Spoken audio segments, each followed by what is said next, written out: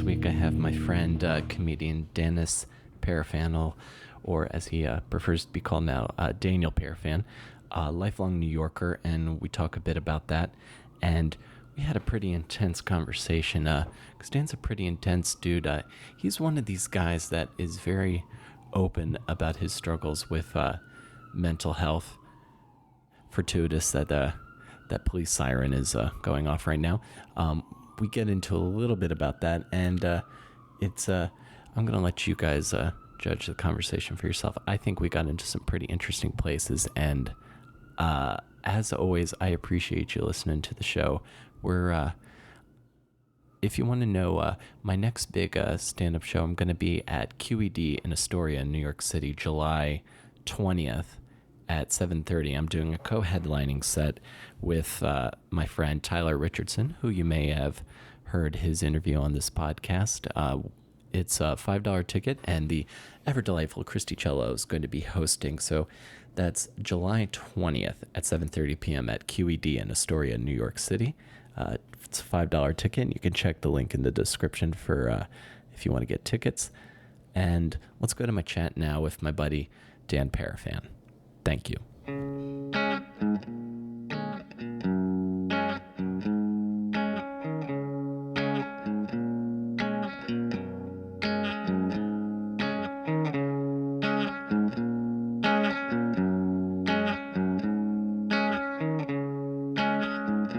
But really, how long of him do you really Right. sit down and chat with people, even outside of projects? Because we work together on different things, but never sat down.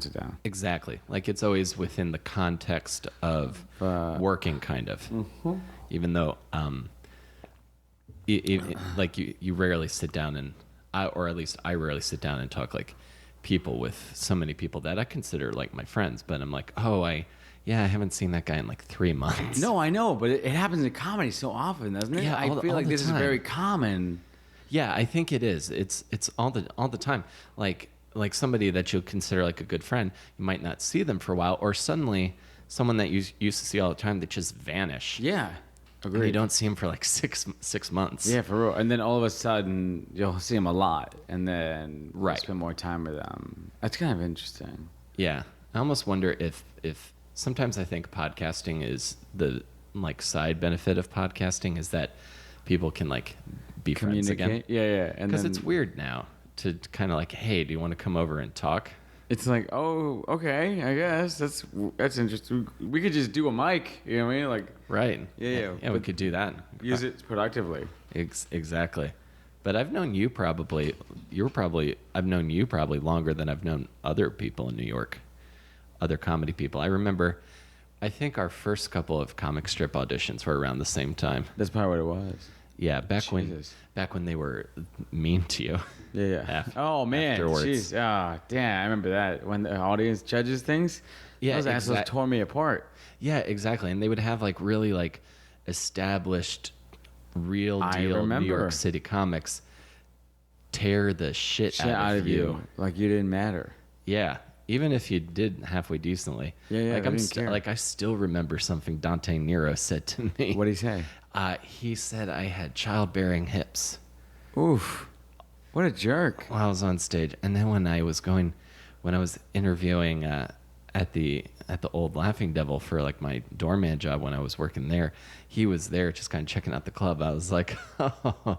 And then we had a laugh about it. So yeah. Because they told them to be mean. Yeah, because it's he didn't really mean. It's most comics, you'd say terribly mean things to each other, but you don't really mean it. The number of times my friend Sonny in Baltimore has called me a faggot. How many times? Literally every time I see him, but wow. But that's his way of saying hello. Yeah. I mean, that's how people from Baltimore just say hello in general. Yeah. Just call him a faggot. Faggot. Faggot. It's more of I think the Baltimore accent's maybe closer. I'm quoting one of my friends' my friend Tommy's bit here. It's hey, hon, you want to go down and see the O's game? It's almost somewhat. It's a unique Southern drawl. Because it's not quite the South, but go check out that Oreo game. Not like that, right? Yeah. Like this almost. Yeah. Well, that's more of like a Texas, I think. It's like, hey, now we're gonna go on down to the thing and do this stuff. I never was good at accents. I'm not really one of those comics that could do them a lot. I imagine quite impressed anyone to kind of do them, but I can kind of do someone that looks kind of like sounds a little like they're on heroin. Look, like Right. Yeah. Yeah. The heroin look. kind of like So here's the first thing I want to ask you, Dan. Like, where do you come from? What do you mean? Are you born in New York? Yeah, actually, born and bred New Yorker. Yeah? Queens, Jackson Heights, and Okay, yeah. about a mile away from here. Yeah, it's not too far from here. No, I it's like that really- area. It's very eclectic blend of cultures in Jackson Yeah, Heights. well, I mean, it's a good enclave where they kind of come from. My mom went there because she didn't speak English. She kind of just stuck to one place. You know what I mean? Right. So your mom doesn't speak English. Is she from New York, or where did she come from? No, Columbia. Columbia. That's Yeah, right. yeah. Because I remember when we were watching the World Cup that one time, you kind of showed up and just sadly put on your Columbia flag. Yeah. Like a shirt, like a monster. Yeah, it was great. It's just like, oh well, they could score No, again. we all knew they weren't going to go anywhere. It's Yeah. kind of sad, really. You're like, oh. Well, yeah, because like that got me. I started paying attention to soccer again. I was like, oh, this is their first World Cup in like a while. Yeah. It's been a really long time. Yeah, I remember last time it was like people in the streets screaming. Mm-hmm. Yeah. Oh, really? Yeah. But that was back in the day. I think throwing powder on things. A bunch of people were reckless on like Roosevelt. A lot of Colombians around there too, around like 80th and like to 90th. If Okay. you go from like 74th to like 82nd or 85th Street, mad Colombians. And then anything over 90th, there's a lot of Mexicans and Ecuadorians. Okay. Dominicans mixed in too. Dominicans used to be on Junction, and then like more Mexicans moved in, and now it's a lot less Dominicans, mad Mexicans and Ecuadorians, and Colombians stay around Northern Boulevard. Interesting. It's weird, yeah. Yeah. Now this is because I would have never had thought about like the I'm gonna get the word wrong, but the nationality breakup of where I Oh live. yeah. That's like I never thought about talked about like race in that specific a way as you just did until I got to New York. Was that a big part of your upbringing? Yeah, actually. I mean, you'd be like, hey, mad Mexicans over here, plus like a lot of Colombians guys hung out together, a lot of the Mexican dudes hung out together. It's just the way you related to each other, and yeah, I mean, it's just also we all kind of broke each other up into little subgroups. You know what I mean? Right. Like, is your dad Colombian also? Yeah, he is. But he was raised. Funny enough, he was raised in Venezuela. I don't really really? know much about him, but he didn't, I just know he didn't like his dad. That's all I really know about that. And he was raised in Venezuela, or part of his life. Okay. And he's a little more, I guess, olive-skinned is the correct term. My sister came out his skin color. My mom was a Okay. little more fairer, so I came out looking like her a little more. Yeah. Your complexion's a lot lighter Yeah. compared to like other Colombians that I've met. Yeah. I mean, a lot of us are. From what I gather, racially speaking, there's a big mix, especially where I'm from, Cali, my family's from. They tend to be a lot more, I guess, racially diverse, if you will. I mean, not real. You know what I mean? Like, Sure. Kind of like darker, lighter. There's more of that. There's more mix in there. So it's, especially where in that area, my family's from the mountains too, of the nearby. So my uncle was like Trieño, which is like kind of like Indian looking. We'd call it Indian, but like como, how do you say it? Kind of like more Hispanic-y looking, if you will. I mean, I don't know what the proper term is here. I don't. Yeah, me neither. Not me really. neither. Like, 'Cause, don't want to get too much into it because I feel uncomfortable. And it's No, important. I likewise, just maybe because I spend too much time on Facebook watching people argue, I'm just always, watching from my throne of privilege and just checking it, trying to, it's like, oh, okay, I got to learn how to get through the day without upsetting Yeah. anybody. Also, you're like 6'1". How tall are you? I'm 6'7". Yeah. You would literally have the height of privilege too. It's amazing. You can Yeah. reach anything. Yeah, just about. Yeah. Like the number of times that like people would come up to me in the grocery store and go, "Can you get that down for me?" Even when I didn't work at that particular store. No, I believe it. But I was like, yeah, sure, no problem. What's that like, being able to just see over things? I spend a lot of my time hunching down to try to kind of be closer. Oh, to, that's to people. interesting. Yeah. Like it was brought up in one of my theater classes that I slouch You do a little bit. a yeah. lot. Like, and I think a lot of taller people slouch. Slouch, they do. Yeah, because again, they're trying to like. They're trying. I don't want to necessarily say we're all trying to fit in, but it's. But like there's if- like a certain eye level thing to it, right? Where like Yeah. everyone kind of wants to be at that. Yeah, exactly. And then a lot of times, because I've been going to like heavy metal and rock and roll concerts for like 10 years now, my hearing's not what it used to be. Like a lot of times I got to bend down. Like I have a friend who's 4'11", comes up to my belly button.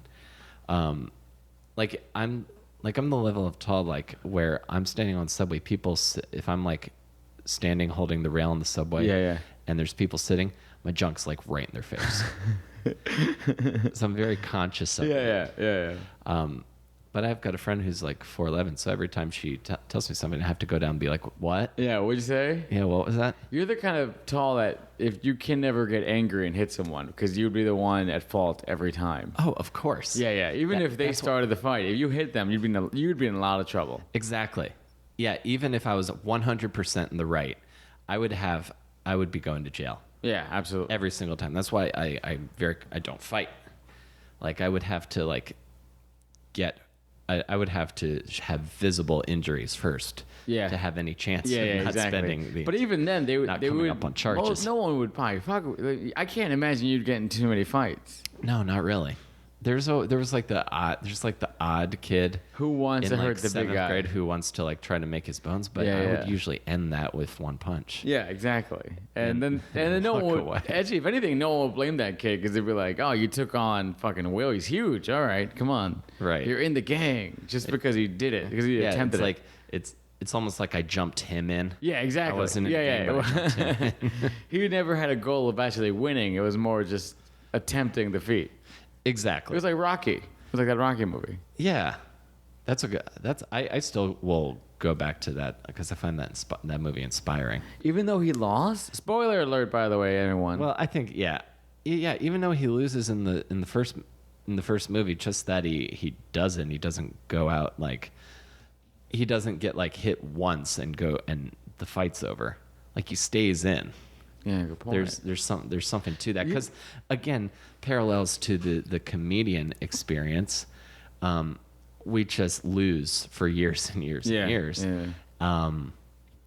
And I think there's something to just staying in. That's what I hear a lot of people say. Is the ability to just kind of stay in the ring and just continue to take those silence punches. Never give up. In a way, it's cheesy, but ultimately, and I don't know if how you deal with it because I kind of want to get into this too because we both I think have a similar mental dysfunction at our core. There's something to like just kind of taking those punches and then eventually it doesn't hurt as much. Yeah. You can get to the point where you're like, a lot of times, like if I'm at an open mic or something and it's just a wall of silence and a difference, I'll just take a second and go, you can't hurt me. You know? Yeah. Because I'm sorry, go ahead. No. Up there. Because ultimately you got to enjoy it. Otherwise, why are you doing it, Yeah. right? So how old are you again? Like, what's your age? 30-ish. 30-ish? Okay, so you're growing up in New York in like the 90s? Yeah. Okay. In Jackson Heights, what's Jackson Heights like in the 90s? Yeah, it was. There was a lot more coke going on back then. I think there was a lot more drug dealing. I think back. That's before the cops kind of shut everything down. I remember there was a lot of drug money going through. There's a lot of these places. They would. These small stores, especially, would just take cash for everything. So you'd have like these small stores, these like little bodegas, like moving. A lot of like heavy equipment, car stuff, stereo equipment. Sure. Basically, it was a thriving local economy. Oh, really? Yeah. A lot of the drug dealers kind of supported it too. Uh-huh. It was nice. I mean, lack of Well, there's probably nice is negatives. relative. Yeah. No, yeah, there's sort of this like, I mean, I imagine there's positives that come from it along with the negatives. Yeah. I mean, some money flowed down. My mom was a laundromat attendant on 83rd Street in Roosevelt, and she was always working late, but she'd get tipped out nice sometimes by some of these guys. And she would just do their laundry, and they were sweet, and she was telling me about them, and then I'd see some of it too. I mean, some local kids also were like a little more, I guess, street trash. If you Sure. will. Not for, I guess, lack of a better word. I used to say it like what? Like I used to fucking be street trash. I mean, it's not, you know what I mean? It's No, not, yeah, I know what you mean. Yeah. Like, well, for lack of a better word, I would maybe say sort of like unambitious youth. Yeah, essentially. Yeah, 100%. They'd hang out in laundromats. That's how I fucking knew some of these guys. They would hang out in the laundromats my mom worked at, and then we'd go out and do stupid shit. Yeah. Yeah. And you're hanging out in the laundromat too? Yeah, I mean, we were poor. We didn't even have a babysitter. My grandma went to go help my mom a lot of times, and then my grandma used to help my mom, and my mom would just like kind of just work these like long 12-hour shifts for like $5 an hour. You know, sometimes you'd be like, Yeah. damn, whose fucking kids are at the laundromat at 5 a.m? Jesus Christ. It was us. That was us. That was just us hanging Right. out. Oh, we were poor as fuck. Gotcha. Yeah. Okay. Yeah. And so you're growing up, it's your mom, your grandma. You said you don't know your dad that well. So is he, If at all, really. if at all? So it's just, and you, your sister, and your mom. Yeah, my cousin too. She's Your cousin, a little okay. slow. Yeah, and then, well, I mean, for a while we had some other cousins living with us too. I mean, it was Hispanics have low number of homelessness because we have extended families. So my cousin, I mean, we would literally live 6 to 8 people in a one-bedroom apartment. That's how I grew up. It just wasn't a big deal. Right. I didn't know There's a private sense of space community. till private space. I didn't know that for a while, you know. Having like your own Space? space. Yeah. Like everyone's just in your business all the time. Yeah. It's like whatever. And you're just kind of used to that. Yeah. So you're outgoing as a kid then? Because I have this theory that, because I grew up an only child and spent a lot in a town where you had to drive or have your parents drive you 20 minutes if you were going to go over to a friend's house. Yeah. So I didn't socialize a lot outside of school, and I have this theory that it kind of that sort of messes with me now. Like I'm more introverted as a result. Do you think that growing up in an active household that maybe that helps you, or do you still have problems with, or do you have problems with crowds and stuff? No, I mean, I can do well in both. I have trouble being alone by myself for too long. Oh, So that's that's interesting. where like the thing is. I need to have some kind of ambient noise. It creeps me out a little bit. You know what I mean? Where You like, start mulling over your own life too much. Yeah. So I need to be outside. That's why I'm outside all the time now. Really, I have trouble with it, just being alone. I don't know what the fuck it is. You know, it's I guess I was never. Part of it's I'm just not used to it. right. It's rare that I need like it's I guess I'm very extroverted to a degree that it's definitely some kind of psychosis or some horse shit like that. Not like a huge problem, but enough to be like, hey, I know that's not that normal. Right.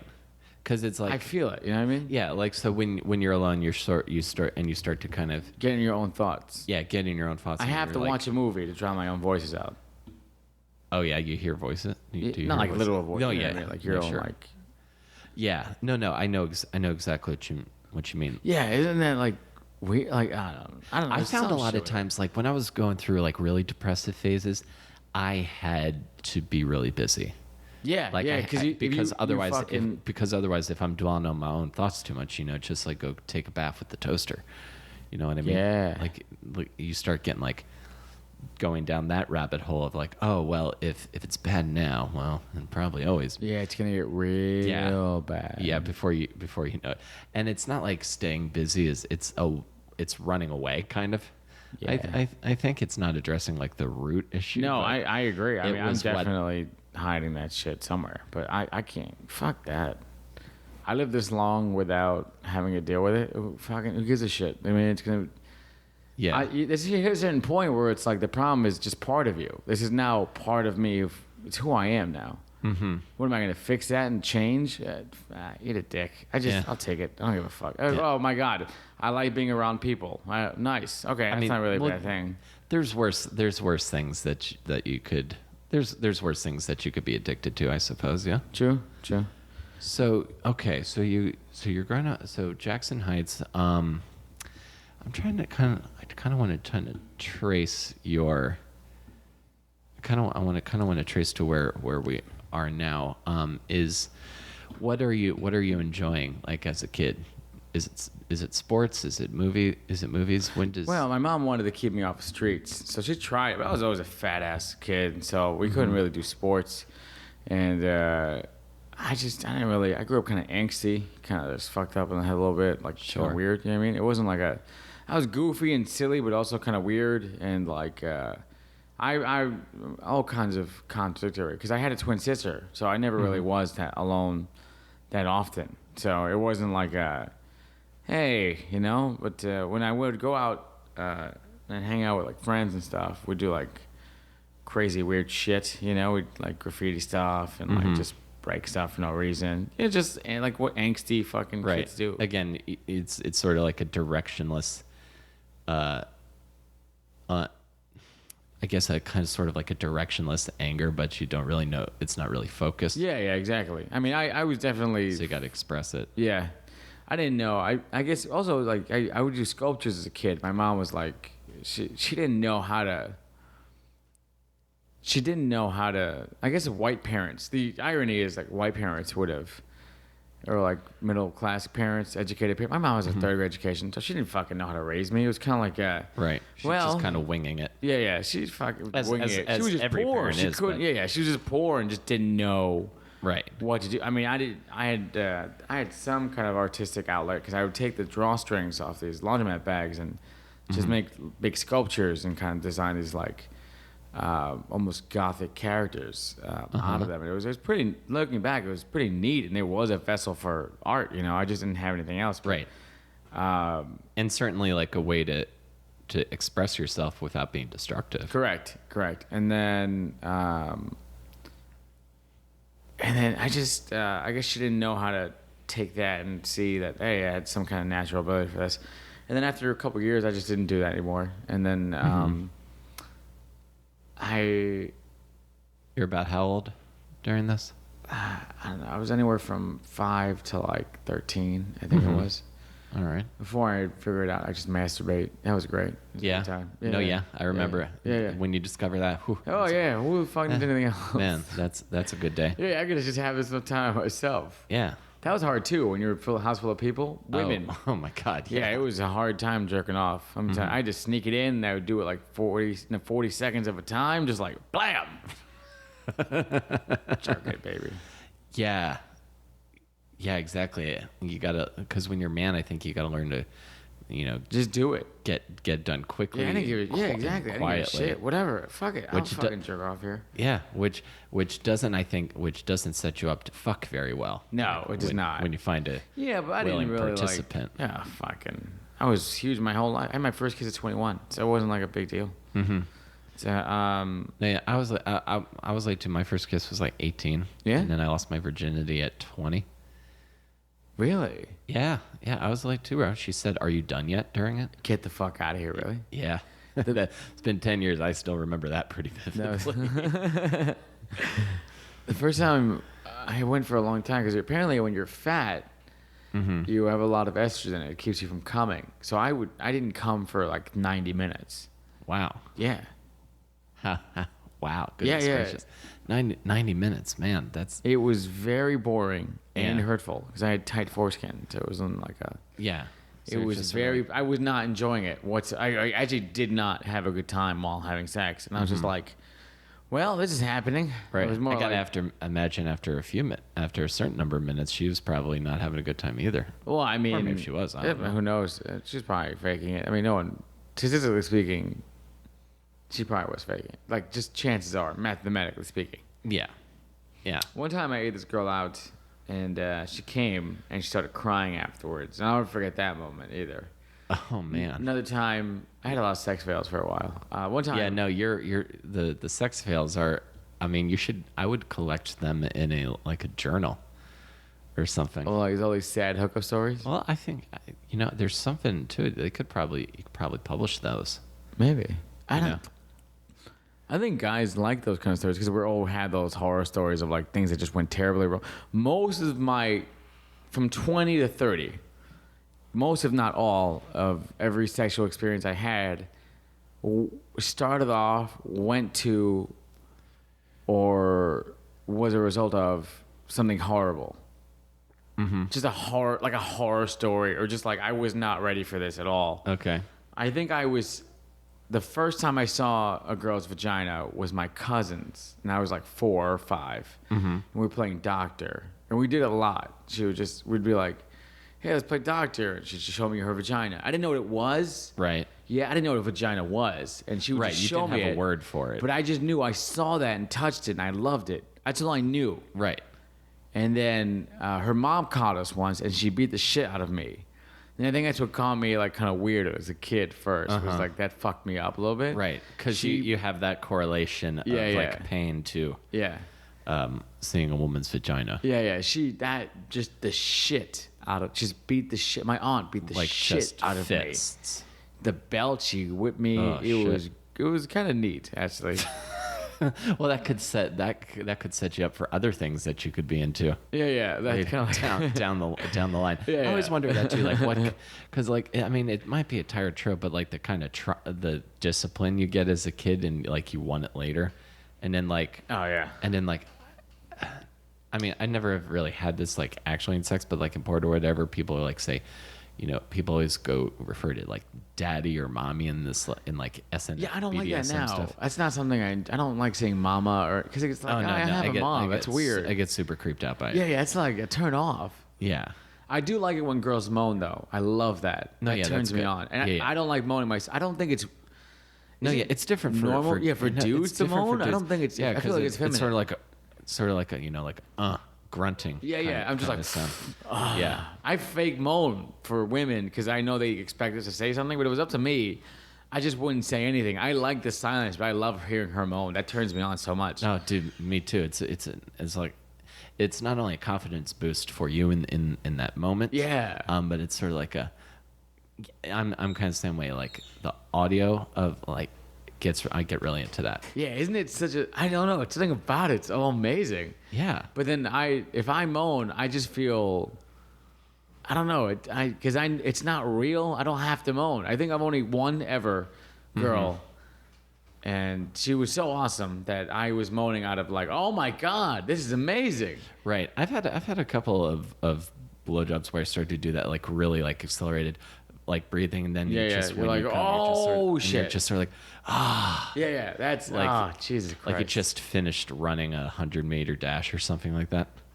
I also have never really had an amazing blowjob outside of like 3 different occurrences ever.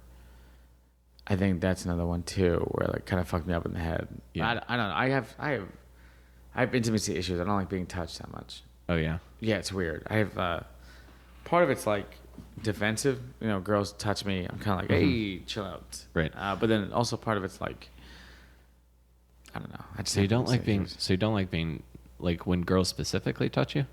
Yeah, girls or anyone really. It's weird. Hugging, I'm okay with. That's great. It's warm. Yeah. But romantic touching is kind of new. It's because it's still technically a new sensation for me. I feel very insecure about it.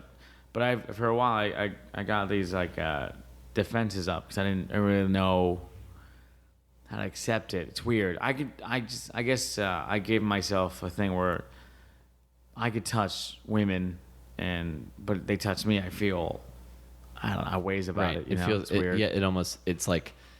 It's like you're not ready to let yourself be that vulnerable. Maybe that's probably what it is. And also like, I don't know. Maybe someone fucking molested me as a kid. I don't fucking know. I hear you, and I don't want you to. I don't Out of all places to talk about that shit, I don't fuck. I'm just weird. You know what I mean? That's part of it's a weight thing too. So it's probably what it is. Right. Because I met you when you were a lot heavier. Yeah. And you're looking good now. You're looking lean. I have a joke about it where like I look like someone that just stopped working out recently. Well, no, it's like the the thing I said about you at your roast is you look like a boxer who just got out of jail. and you got all these tattoos recently. Yeah. What are all the tattoos you have? Well, these were like night terrors. The ones on my right arm. The left arm was the just kind of more realistic. The heart is I have a heart condition, and the bear is like a spirit animal thing or something. I just like the bear, I guess. Well, the bear was the most pointless tattoo, really, because I always saw myself like a bear. I was like, but thinking now, it's like that was a pretty dumb tattoo. There was no, I didn't go to Mojave Spirit Walk. I just said that's the bear is my spirit animal. Well, at least these have some depth to them. Right. Well, here's what you can do. You can go to you could visit California and then you can be like, oh, bear, California. Yeah, that's it. I just lie and be like, I'm from California. Yeah, or like Alaska or something. Yeah. People tell me now I look violent or I look more sinister or someone that used to be sinister. I've been getting that a lot more and more. Yeah. Which is why sometimes when I talk to people, I'll intentionally be more flamboyant or smile a lot more or like just kind of like laugh. Intentionally, because if I don't, I know I come off as like very. You could come smash off a bottle over someone's facey. Right. You know what I mean? No, yeah. Like for as little as I am, I just seem like you're ready to fight. Yeah. You're not sure who you're fighting, but you're ready. Yeah, exactly. It just people will just naturally give you a defensive demeanor, which is it's nice. Don't get me wrong. Sometimes because then most people back off. No, yeah. Like I'm the same way. If you see me walking down the street at like 2 a.m. and I have my hoodie up, it's a natural. Like I almost like like if this was still a job, like like when I went to college, you could if you wanted like an escort home, you can call and a safe van would come and pick you up. I feel like I could probably have that job. Oh yeah, for sure. You'd be the guy. Yeah. Like if I was shaking people down, you'd be the guy I'd call up to help me shake someone down. You wouldn't have to do anything. It would all be me. Exactly. You I don't just have to do stand anything. behind me. I just got to stand behind you and cross my arms. Yeah. Just sort of like. Let me talk, and then you don't. What's that? Exactly. Because the second I talk, it's over. Exactly. That's I'm glad we have this understanding. Hey, Will, take care of this guy, and then the guy would be like, "No," and we're like, "All right, well, we need our money." Yeah, and I just cracked my knuckles once. Yeah. There's that scene in Snatch where the guy's like, he was like, oh, like a big. Anyone brings a guy that big, he's saying something without saying something, and everyone knows that. Like, oh, okay, that's all you have to do is just bring a guy with muscles. Right. Which, ironically, a lot of those big guys are the ones who just don't know how to fight because they're so big. No one fights them. They're not. Yeah. Used to I'm in that green zone of people who think they could fight me. So I've had to like. You've had to actively engage. Yeah, it sucks. I've got the shit slapped out of me a lot of times. Most of the time I lose, but again, you don't. But again, it's like Rocky. You're not in it to exactly. To win. You're I'm just kind of there for damage and irritation. Yeah, I have little arms. I mean, there's not much I could do. Right. I have to just smash. That's why I have to smash a bottle over someone's face because I don't have the physical advantage. But I could smash a bottle over your face. I definitely have the not afraid to go to that place you won't. You know what I mean? I can do that. You know what I mean? I'm not afraid of that. Right. Like you're mentally prepared to go the one step that most people won't. Oh yeah. Like like go to their mom's house and take pictures of their mom while they're sleeping and then be like, hey, look, that's your mom sleeping. If you fuck with me, I'll kill her. And that's it. Yeah. And you're probably not going to do it. But no, of course not. I wouldn't kill her. But, well, sort of like, did you see Deadpool? Yes. I loved it. I had never read the comics, but I thought that movie was perfect. Oh, for the record, I also never did that, by the way, with the mom thing. Okay, that's this is being recorded. Anyone listening to this is not. I'm just saying as an example, please. Yeah, well, this is at the 32nd minute, so if we sit on that and we need to make an edit, let me know. Well, so in Deadpool, the beginning scene where he roughs up the pizza guy, I if I was a little bit tougher, I could probably see myself in that line. Oh, for sure. Yeah. Because that's a certain level of service. Yeah. To use like an AA word. You don't even have to hit anyone. You just be like, hey, don't do this again, or I'll beat the shit out of you. And people go, I'll listen. Yeah. Yeah, I'll listen. Yeah, you look like you could do that. Yeah. Okay, so you've got it. You're a scrapper, Dan. That's what I like about you. Thank you.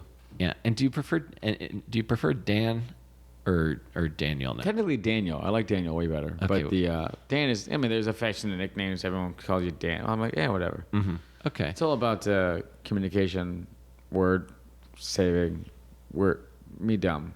Me no use words be. Yeah, make you with the word things. Yeah. It'd be super common. All right, so all right. After you get out of high school, what happens? I mean, nothing much. I mean, for a while, my friends, not me, were drug dealing. Mm-hmm. I was not, and I had to make that clear because if I admit to that, then that's a felony. But I was not a drug dealer. They were. Okay, right. But So- let me tell you, they were so bad at it. Oh my God. Oh Jesus. Sometimes they would go on deals, and they would bore people buying from them because they were so afraid. Sometimes they would go on, oh fuck it, whatever. I would go on deals and I'd be the worst fucking dealer ever because I was, oh my God, I was so boring. Right. 'Cause I was so afraid to sell because I was afraid of the cops.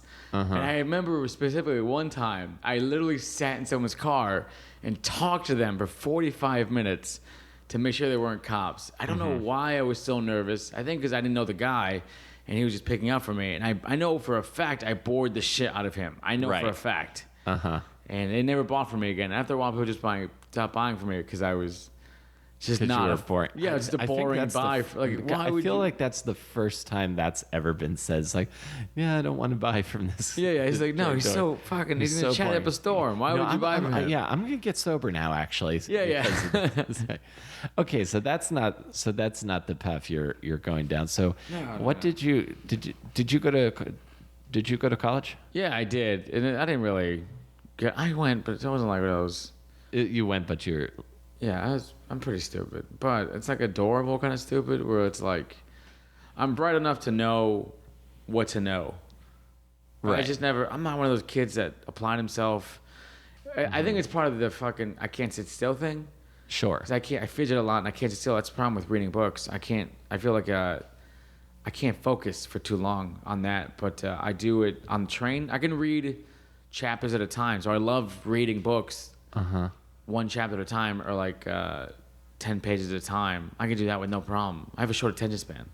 Gotcha. It's part of the fucking being poor thing. No one really diagnoses you with any problems. You just kind of go, well, that's what's something he does, and you beat the shit out of him until he doesn't do it anymore, and then, or does okay. I was like a 75 student. That was pretty dumb. Right. Okay.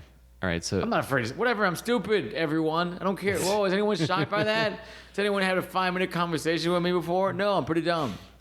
Well, yeah, I mean, I am a big proponent of the theories of multiple intelligence. Like, just because we're not like verbal wizards doesn't mean that you're stupid. Like, I think you have the knowledge where it matters because you work in, like, didn't you work in finance for a while? I still do, actually. Still do? Yeah. I never got arrested, so I still do. But yeah, it's not. I mean, getting your licenses. These are like. It's different with that because it was a means to an end. It wasn't like I could only sit down and read the books because I had to. You know what I mean? I didn't really. That's why I had to get I had to get licensed because they just paid more money. So it was one of those things like, all right, Sure. I have to focus. But then again, I would read it one chapter at a time. That's how I learned that stuff too. I just can't. I have trouble because I don't know. You know, I sit down and I try to read something for too long. It freaks me out or something because I started thinking to myself and it's weird. No, I hear you, man. Like, and especially if you're like not into it, like if you're just sort of like, all right, I just kind of have to plow through this. It takes it takes a lot for me to like sit down and focus on like something if it's not like if it's not like something I'm super into. I don't know what gave me such a short attention span. I don't know if it was all the drugs or the fucking just because I have ADD or something. I don't fucking know what it was. Maybe. It sucks. That's the one part that sucks is I have trouble focusing. That's anyone who's talked to me for like 20 minutes knows that I will stare at everything even now during this interview. How much have I fidgeted and like moved around? No, I know I've picked it up a little bit, but I think we've been focus and engage we have on we haven't deviated from the through line too much. Too much, yeah. Okay, so I'm interested how comedy comes into it for you. And my girlfriend just called me. I wonder if I should call her. I dare you to pick up and call while we're on this interview. Like, hey, dude, put it on speaker. Wait, actually, don't do that because she might answer. We're like, I hate blacks. Wait, what? I don't want to learn about her at all. She's so nice. No, she's great. She does not hate them. So Asians, though. Yeah. If she calls me back, I will pick it up. Pick up. Yeah. Let me just. Can you not edit this out? I want people to know that we had this like little cute back and forth. Okay. Yeah. I'll keep this part in. I might edit out the phone call. The phone call though. And that's at minute 38 and 47 seconds. Sorry, man. I didn't mean to interrupt. No. Okay. It's like when I had Momo over earlier this week. I had just ended before the phone number picks up. I had delivery food come in, so I think I'm just gonna leave that in the episode too. It's funny. It's like, hey, I love stuff like that. It's just a funny aside. You know what I mean? Exactly. It was neat because your roommate came by and saw us talking, and it was just cute to be like, that's cute. Like, it's adorable. You could just like see in his eyes, like, he's doing that comedy thing again. Yeah. No, I've gotten that look from my girlfriend too. Just like, doing comedy. Yeah, he's doing that comedy thing. Yeah. So now I want to know how comedy plays into it for you. Well, I mean, how do you start? I have impulse things, so comedy was just a natural. Well, as a kid, I used to watch Comedy Central and Premium Blend, and they had those 30 minutes. And I remember as a kid distinctly knowing that's what I wanted to do. You just feel it, you know what I mean? Sure, yeah, absolutely. Yeah, because out of the few times as a kid, I guess the few times I was always like I wasn't a class clown per se, but I was a class attention whore, and a class clown a little. And then I had some ability to write, like I do now. It's not really. It's more raw than anything else. But which I think makes it good, even when you make you make a crowd go, it's still raw and honest, and I think that's good. Yeah, that's the one thing. I mean, I can always say, if I can't say much about my writing or my stand up, but I can always say at the very least it's honest. You know, I'll be open and be like, hey, this happened and this is how it happened. I'm not making myself a good guy. It's what happened. I'm an asshole sometimes. Yeah, we're all assholes sometimes. At least I'm honest. Like, hey, we're all dicks sometimes. Right. It just happens. Totally. And so at the very least, I've always relied on that of like, anyone can say anything about me or my comedy or anything, but at the very least, it's honest. And I was always, to this day, I'm still very proud of that. Of like, this is what I am or who I am. I am trying to fix this or I'm trying to work on that. But at the very least, I'll be upfront and you can rely on that much. And that's something you don't really get in entertainment that much. You know, it's kind of sad. Yeah, not really, because a lot of times if you're doing like any sort of painful story, it kind of, I think at least in modern culture, it gets kind of like maybe over sentimentalized. Yeah. Sentimentalized, or something, or it becomes the fodder of like daytime TV. Like your Dr. Phil's and stuff like that. Correct. But no, I think your stuff is good. Like, I think just because kind of the life you've led and the variety of experiences you had, I think you could probably do like a long form show of like longer stories. Like it might be, and I don't think it would be cliche to do that. I think it'd be interesting, and you could maybe get yourself a little bit more freedom outside the realm of trying to do quick setup punch, and the efficiency of nightclub comedy, you know. Yeah. But like, who did you see early that really? John Leguizamo. I mean, that was always his style, like kind of storytelling, kind of characterization, one-man show thing. That was amazing. I mean, I've always looked up to him as a kid. Plus, he's like white Hispanic too, so it's just like one of those like relatability things where.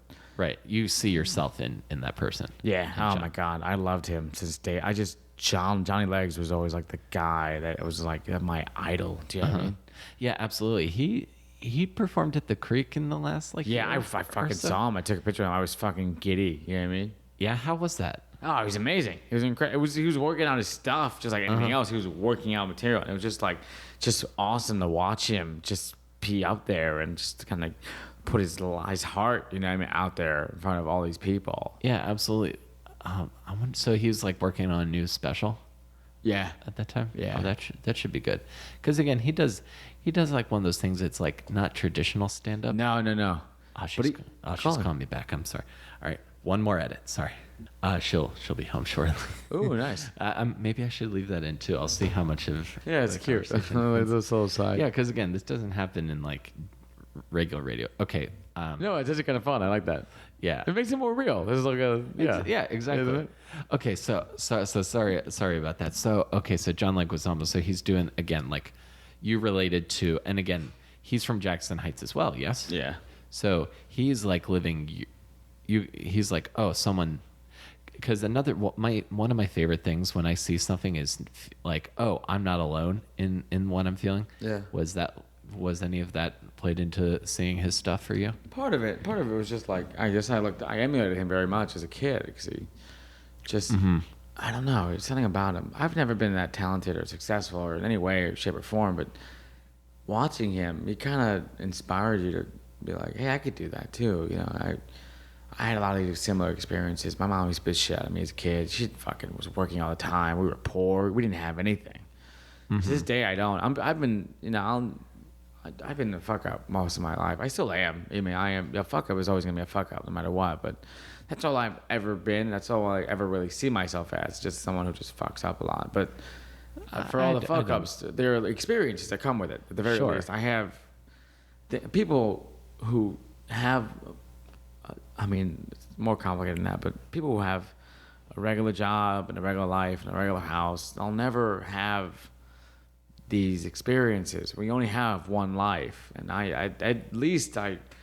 I'm grateful I got to feel all these things I've done and felt, and sometimes I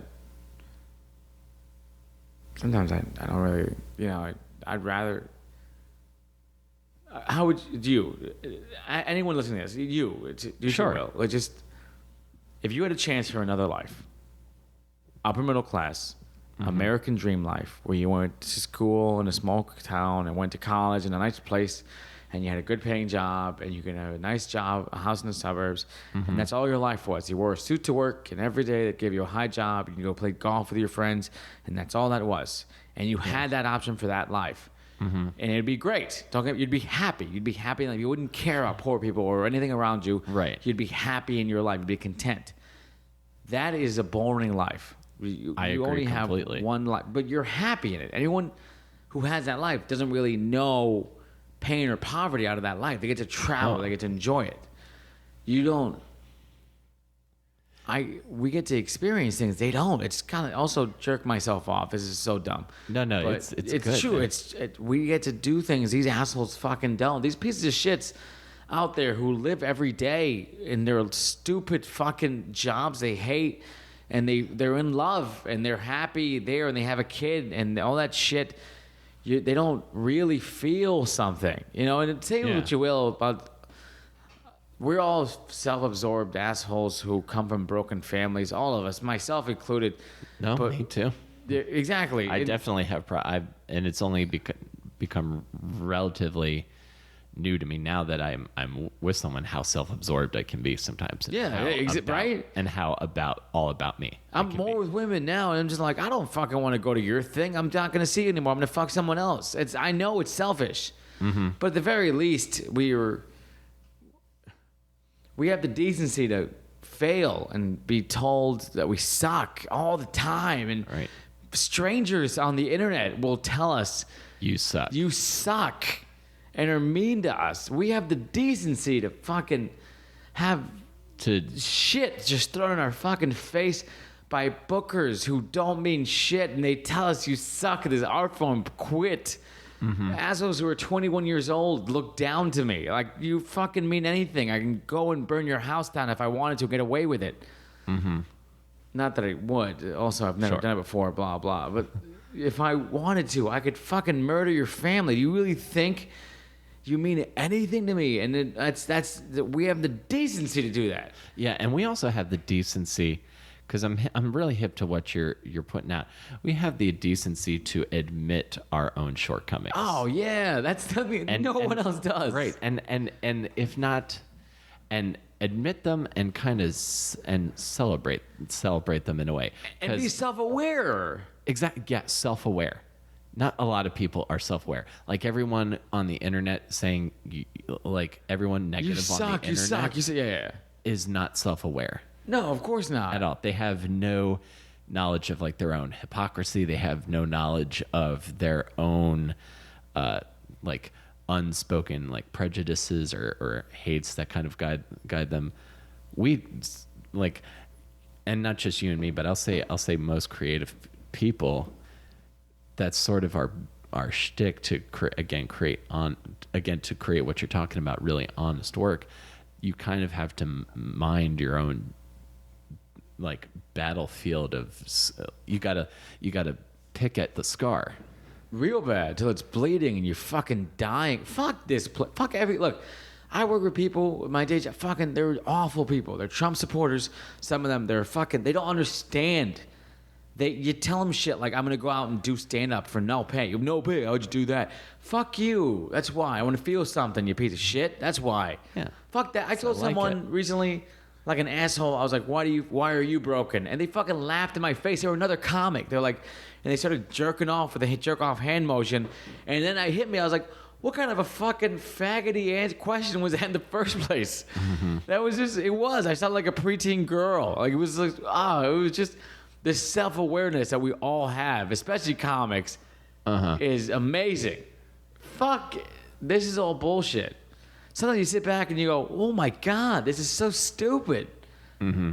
I hate everything, and I deserve to hate everything, and everything is awful. But at the same time, it's amazing and beautiful. It's weird. It's like nihilism, but nihilism for positive people who also hate everything. It's just fucking great. That's your album title, Nihilism for Positive people. Yeah.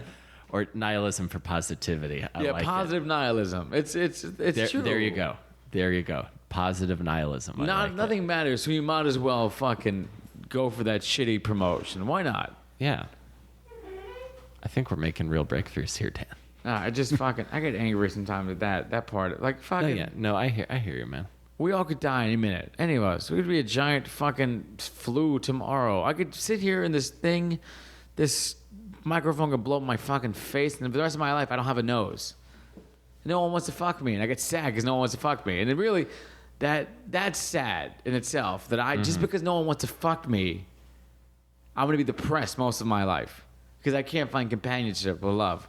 When really, who gives a fuck about that? When I could just figure something else out, be a fucking scientist or you know what I mean? Like there's definitely, you can work around. I mean, not really, because I'm stupid, but like, someone else. In theory, if I was smart, I could have been a scientist. I'd build you a nose, Dan. Thanks, if man. You wanted another nose, I'd build you a nose. Yeah, and then other people won't talk to me because I don't have a fucking nose. People will go, but really, it has nothing to do with who I am. If the fat thing taught me one thing, it's how shallow people are and how much physical doesn't fucking matter at all. Right.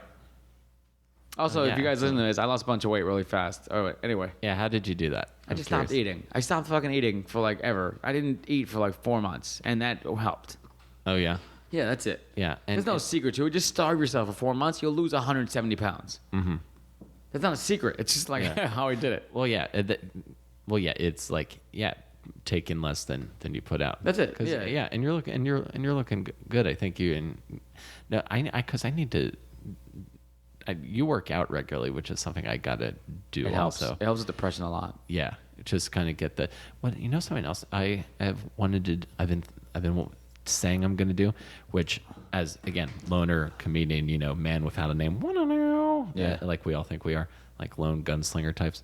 I never enjoyed this when I was a kid, but there's kind of an itch since I've been getting back into soccer or football. Is that like I would play on a team? Is that sometimes I think I could play on a team again? Like I think I'm emotionally mature enough to do it now. Do it. It's so much fun, bro. Yeah, bro. It's dumb. It's part of our dumb animal DNA or whatever to like be physically active because that's why you get sad. It helps the chemicals in your brain or something. It really does help me. No, Not yeah. for anything. It helps me a lot because it really fights depression, and it really and it helps fight anxiety. All this shit. It's really good for you. Not even just because that horse shit. Oh, you look better. Who gives a fuck about that? But the actual like act of it, like helps your body be like, hey, I forgot we're meant to fight off animals and climb rocks and shit. No, totally. That sounded dumb, right? That was dumb. I felt dumb. Well, I mean, it's probably like one of those things that anyone else saying it might sound dumb. Like if some like dude with a protein shake. Oh yeah, like a piece of shit. Oh god damn. Yeah, but that's not you. Like if you were like a Bronx gym rat, maybe. Oh god, like you're fucking. No, but you're not that guy. I see you as It's like. like my own cock. Ugh. No, but you're like a tatted up like marshmallow. I know, like you're just a gooey core of sensitivity underneath it all. I find that relatable. Oh god, I say horse shit like I'm so sensitive. I have to block feelings out. Fucking I hate myself. Sounded like very high school, like a vampire. I say things sometimes that belong on memes, and I've never wanted to more than to punch myself in the face. Again, going back to that self-awareness. Can you imagine like someone that you work with saying that? They'd probably actually mean it. Yeah, my fucking boss. I love her to death. She's very nice, but she says shit like that, and she has an Instagram page just like that. I want to choke the life out of her sometimes and be like, stop. This is not fuck. One time, I think also someone else at the gym, I think said something once like, your fitness is the only way you really test someone's like who they are or whatever. I'm like, what if they're in a fucking wheelchair and they can't work out? It's not their fault. I mean, some people just, who gives a fuck? Just because they're not fit doesn't mean they don't have anything to contribute to society. Absolutely, man. I'm an angry man. No, it's cool, man. I don't really talk much either. No, again, I understand. Again, we were talking about that at the beginning. So, let me ask you this. What do you think you want to, what's like a goal that you have? What's something like you'd want to accomplish either personally or professionally? Like in the next, like, what's something that you're like, I want to get that done? Like, is there like a project or something you would want to do? Or? Well, I want to lose like 16 more pounds of fat. I think that's just the physical one. But the project wise, I plan to do a couple things. I can't talk about it too much here. But if I get caught, I'll be arrested and I'll be charged with a felony. But just know that hold on, what day is it today? The 18th of May right now. I would say by August 30th, I will have accomplished something very big. And if I get caught doing it, I'll be arrested. So I can't take credit for it. But just know that by August 30th, something big will happen. No one will be hurt, but it'll be a cool art thing, and it'll be in the papers hopefully. And then, oh man, yeah, what the hell? Yeah, I'm gonna do that. Just know it'll be really big. They don't listen to this. If it's August 30th and something by then has happened that was kind of cool, and you go, oh wow, I wonder who did that. It was probably me. Are you Banksy? Yes. No. Oh man, exclusive. That's gonna help generate traffic. Yeah. Like okay. Oh, how great would it be if I was Banksy and I just I'm Banksy by the way. Anyway. Oh yeah, no shit. Yeah. Oh man, that's so cool. Anyone could probably say they were Banksy, and yeah. Oh man, what if someone could probably just say they were Banksy. There's no proof otherwise. And you could flush out real Banksy. Who was it that told me that? Some guy on my Facebook feed, because I meet a lot of people from different Ideaverse. It's a big like online group thing. That was a long story, but some dude was like, I worked with Banksy before, and can they use a proxy or something? Like there is, he's not. There's a reason he stayed mysterious this whole time, or he or she, or them, is because they use proxies and he, she, or they use things to not, to keep hidden, like Batman. Yeah. Crazy. We might have to We're going to have to look into that a bit further. Find out who Batman is? Well, I know who Batman is, but we need, Oh, he's Bruce Wayne. Don't Yeah. tell anyone. I won't. Keep it I do something I could publicly talk about. I think I want to. Right now, I'm doing this thing where I say positive things all the time, like very happy, intentionally to fight the negativity, and that's working very well. That's And good. It's nice. Most people don't really, especially comics. We're not nice to each other or whatever sometimes. Yeah. Oh wait, that just reminded me of something. Mark Reese, I interviewed him, and he told me that he had lent you a book that you were really into. Yeah, it was pretty good. It's kind of like essentially on like working towards your goals and all that shit. Like it's like the using what you have into your advantage and stuff. Absolutely. He told me about one chapter, which is why I was able to focus a little bit on it and be like, hey, read on it. Mark is actually a good friend. He's a really nice guy. Yeah. No. Yeah. He's a great dude. I love him. He's a great man. Yeah, sweet guy too. Excellent man. Most of my friends are really tall. I'm thinking of it now. I surround myself with like tall guys. Or maybe Yeah. I'm just so short that it's like Right. You just collect him. Yeah. Well, yeah. Well, I'm glad to be one of those tall friends. Yeah, it's great. This was a good chat. Is there anything we missed that you want to go over? Or No. What did you want to talk about? Let's talk about you. I've been telling this whole time. no? Well, it's my show, so I'm here to talk about you. No, that's the kind of stuff I hope this wanna wasn't talk too about. lucid or anything. It was just like kind of like too open or something. No, I think it's great, man. And if I don't know, is there anything you want to plug real quick at the end? I have a monthly show at the Creek in the Cave with Sam Evans. We do it every first Friday and stuff. If you sit in the front row, you get a free shot. Free shot. And I've done the show a couple of times. It's always great. And you've supported. Thank you very much for that. It's very nice of you. Oh no problem, dude. It's a really fun show. Yeah, thanks. Yeah, so check that show out, everyone. And thanks for talking to me, Dan. Thanks for having me. I appreciate you. Bye, bud.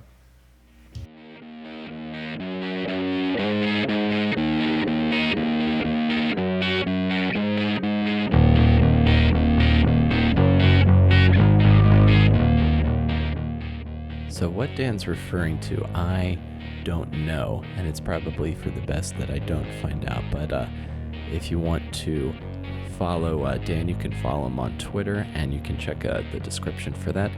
And as always, you can check out my website, willcarryisfunny.com, or follow me on Twitter at comicwillcarry for updates on my upcoming stand-up appearances. And it would just help if you're looking for a low to no cost way to help me. Following me on Twitter or subscribing to the podcast on iTunes is a way to do that. So thank you guys, and I will see you next week between awesome and disaster. Take care.